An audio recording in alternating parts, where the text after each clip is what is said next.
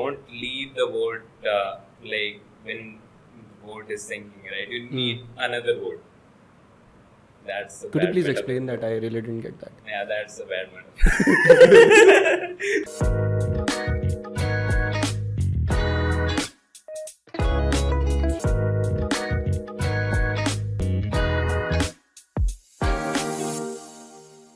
चलो, first of all, Ayushman, thank you so much for joining for this podcast. क्या चल रहा है?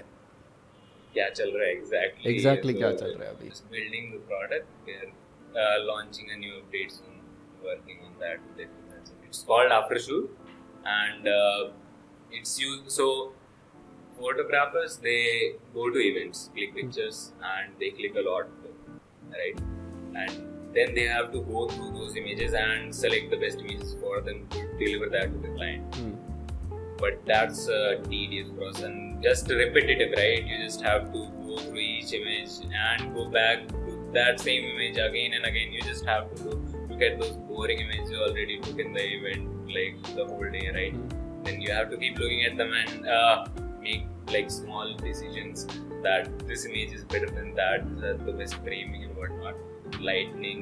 Like there are a lot of factors coming in, right? Yeah. Aesthetic of the whole image. Correct. And you have to make those small decisions on every image, and you have to rate them. Basically, in your head, it's a ranking algorithm going, Right. and then that takes a lot of time, and you could spend that time somewhere else, either doing more weddings or just spending that with your family, right? So how many people does it take if you have like 500 photos? 500. Yeah, sure. One person could do 500. 500 is nothing. I have done 500 photos. So if there are like, for example, if there are 1,000, 2,000 photos, you'll have to hire a staff for just filtering out photos. Or you could two outsource to three. it. Okay. Yeah. Or you could. Usually they do outsource it, or they hire like their own people if they're like trying to expand. But it's still extra manpower, extra. Yeah, it's just a lot of investment. time getting wasted. Okay. Could really save that, and that's where we come in. Our software help them to do that, right? Save their time because you just have to put the images in, and we get the best photos out of the lot for you. Okay. So what is your role in this software development? Oh well, I manage all things tech, CTO. For those who don't know, CTO is Chief Technical Officer, right? Am I right? I guess that is. Yeah. Okay, so you are CTO at 19 years. This guy is 19. This is business. Hey. I invested the money. I started working when I was 19.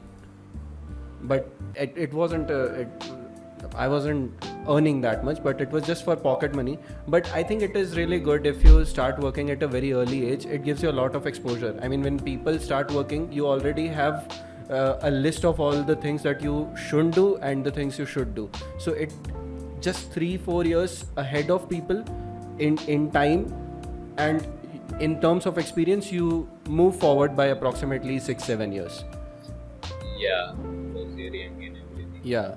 Yeah. So I think that's a very good point. I think that's a plus point you have, that you started working before your 20s. So how do you feel about it? Do you feel that like there are people you must have friends who enjoy, and do you somewhere feel that you are left out in that whole process? Not really, not left out. I haven't seen left out because there would be some things I wouldn't be able to do because I obviously everyone can't have the same experience in life, right? Everyone chooses their own path, and you have to go that way. Right. You can't compare yourself to someone else because you just have drastically different experiences. And that's why I wouldn't say like, yeah, it's good if you start early, but I wouldn't say not everyone has the privilege to do that, because I had the privilege. My father I got introduced to this stuff pretty early on in life, right? Okay. That's why I just got interested, and they all supported me. Well, not everyone gets the family support, which is really needed at the early age. After that, you don't need. After you're 20 and 25, you don't need that. You can go on with life, making your own choices. But too big a thing to say at 19. So, you seem like a motivational guru or something at 19. That's too big a thing to say. Anyway, I mean, it's a good thing if you're getting something, you're getting an experience that you're liking. Yeah. But what I'm trying to ask is like, there is an enjoyment part at this age in your teens. yeah. Have you missed that enjoyment No. part? Not at all. No. Okay, how did you manage all that? Well, I have friends, अच्छा so I go out with them, and that's it. Like, what else do you need to do? No, but there is your education, your school education, and then your thing that you're working on, and then how do you find that time to enjoy with your friends? Or your friends used to come and adopt you and take No, you have to manage the time, right? So you have to allot some time to something else too, because you can't just be working all day. Right? So yeah, I think I have all the enjoyment of basic teenage get. So that's a good Yeah. thing. So how did you land this job?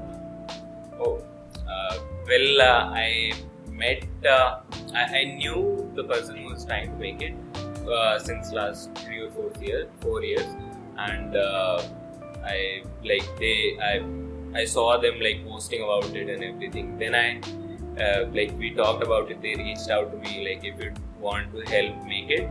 And I saw the potential. I thought like this would be something because How did did they know about you being into this Oh field? well, I used to go at little conferences and everything like related tech, right? Okay. Happening in Delhi NCR, and there I met him. Okay, so people, networking is the key. Yeah, Go networking out, is the key. go out, attend events, and try to expand your own. Try to expand in your own field. You'll get to meet people, and at the end of the day, you'll get some opportunity. Yeah. You have to meet people. You have to make connections. Otherwise, you'll just be. You'll keep doing repetitive tasks which don't make sense every time. Because then you lose. If you don't network, you lose out on the quote-unquote opportunities. Yeah. Because otherwise, you would get them like, right? We are people. We socialize and talk to someone. I wanted to talk about Google Coding because I remember that was something you used to work late night, and I remember ये पढ़ता नहीं था, ये बिल्कुल पढ़ता नहीं था, और हम लोग बस ये होता था कि कुछ भी स्ट्रैटेजी बना के ना इसका एग्जाम क्लियर करा दो, बस पास हो जाइए, फेल होने को होता था ये, क्योंकि सारा ध्यान जो था वो गूगल कोडिन पे था. I want you to tell everyone what exactly Google Coding is. Yeah, so Google Coding used to be a program by Google where like people from ages ranging from 13 to 18, I think, could join. 18 or 17 were. They could join, and there were open source organizations, and you'd have to like help. So basically, it's a program to get introduced to open source. But to win it, you obviously like you already need to have the experience of it. Help in the sense what did help youngsters, right, to get into open source. And what were you supposed to do in that? Oh, you just have a lot of open source organizations, and they have some products over there, and they make some tasks, and you just do them, and where does the most tasks and the quality and what some like it's there, but I don't know a lot about it. But then they just rank like they give out 2-3 names to Google, and those are the winners and the finalists. So basically it was some end result oriented task, and you had to design the algorithm for it. No, it's not algorithm, it's micro tasks, right? Okay. You have this one task, you have basically a list of 40 tasks. Then you choose from them. So you do that task, then you do another task, keep doing that for 45 days, and if you do well, you win. That's it. It's a marathon, it's not And like you you did, would and just you sprint did. that. And you did. Yeah. He was ranked 1 on world level, international level? Yeah, it's internationally. In my organization, I was ranked 1. Your There organization. are different organizations. So about 50 people went from the whole world. Around the globe. Yeah. Okay, so you were one of those 50 people. Okay. Yeah. Nice. So unfortunately you couldn't go. Oh, yeah. So at the end, when you win, the prize used to be you'd get a trip to Google, California, San Francisco. Okay. yeah, San Francisco. You'd get that trip, but because of COVID, no one could go from this year, and this program has ended now. It's no longer being held back. So yours was the last one, right? Yeah. So how did your parents take it? Because when you get into such stuff, at the end of the day, you will have to sacrifice your studies, and You'll have to and your studies were sacrifice something. and your academics were going off track. By the way, if you remember, Well, it was yeah. it was way off track. It was going. Yeah. So how did your parents respond to it? My parents were supportive of it, as I said. So they were okay with your academics going off track. Yeah. I mean, Shout out to his parents, man. yeah. So you have to choose your path, choose what you want, and then do something in it. Like, it's not like you keep sabotaging something and you'll also get no result in the other thing. You have to try it. You cannot expect support when Yeah, you're not doing you good. cannot expect support when you've not proved yourself. So before Google Coding, you got into more activities which made your parents feel that okay, you have something good in this field. Yeah, so I learned, and then I started freelancing, and usually my parents, with them it's fine, like they were supportive from the start. They were like, whatever When you want weren't to doing do. good enough, or you were not even in the learning stage, even then they were supportive. Yeah, they were fine. It doesn't happen every time. That's the Doesn't thing, doesn't happen happen every with everyone, right? And that's why you have to prove them something. The easiest way is to just get monetary benefits out of something that you're doing. That's the easiest way. Show the money. So before And, Google Coding, what projects did you take up that made them feel that you have something? Well, as I said, they were fine from the start. But I used to do some freelance stuff for some startups or some organizations, right? Like web designing or something? Majorly, I used to do backend stuff, server side stuff, Okay. and I never designed. I am not good at designing, quote unquote, the UI UX part of it. I'm good at designing architectures and everything, but not The interface part, pretty you stuff. know. No. Okay, just the hardcore backend stuff. Yeah, I don't. So was there any point where you felt like your education isn't doing anything good for you? Yeah. No. Is doing anything good for me? Well, yeah. So education is good. You should get education. That's good. But because you would not get that experience from anywhere else. You can't get the diverse set of people in a room. That's just school. You Okay. just get that in school, and that makes you learn a lot of things. Okay. Because you meet people from diverse backgrounds. Otherwise, you wouldn't, right? So you say that school is good for networking as per you. What your It's opinion good is? for a lot of things, but I think Not academics. No, it's good for academics too.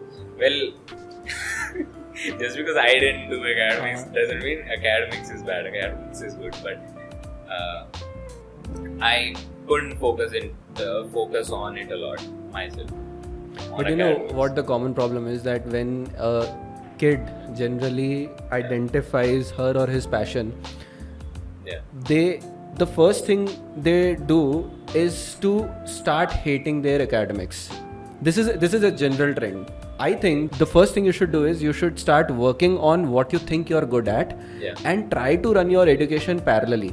But the mindset that has been created nowadays is that the moment you identify that I'm good at music, you start hating your education. But it is a Yeah. process that you have to go through to get yourself better at your soft skills first of all. So this is the reason I was wanting to talk to you, because what I have seen in you is that when you identified what your passion is, you try to work on your passion rather than hating your education. Well, yeah, I didn't hate my education. The thing is, I've been doing this since past 8 years. Okay, so you have 8 years. So it's a long process. At start, I was good at schools and academics and everything. Like everyone is at that age, but yeah.